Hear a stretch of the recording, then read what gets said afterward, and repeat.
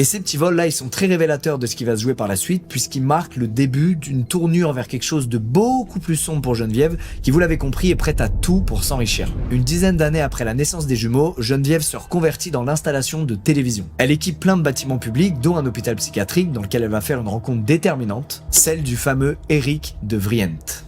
À l'époque, c'est un patient de l'hôpital qui a d'importants troubles psychiques, mais il a su taper dans l'œil de Geneviève. Eric est le fils d'un richissime banquier et il fait rien pour dissimuler sa fortune. Ferrari, vêtements de luxe, il passe jamais inaperçu. Geneviève lui parle donc par intérêt et elle finit même par le fréquenter dans le dos de René. Et c'est même plus vicieux que ça parce que Geneviève va finir par carrément tout avouer à René dans l'unique but de le pousser au divorce. Maintenant qu'elle a mis la main sur un amant bien plus riche que lui, elle veut sortir René de sa vie, sauf qu'il refuse. Il est prêt à subir la tromperie de sa femme si ça peut épargner ses enfants d'avoir à traverser le divorce de leurs parents. Et c'est malheureusement là que tout va peu à peu basculer dans l'horreur. Avec René dans les pattes, Geneviève comprend qu'elle pourra pas vivre son nouvel amour avec Eric. Elle va donc déposer une petite annonce dans un journal local à la recherche d'un coursier.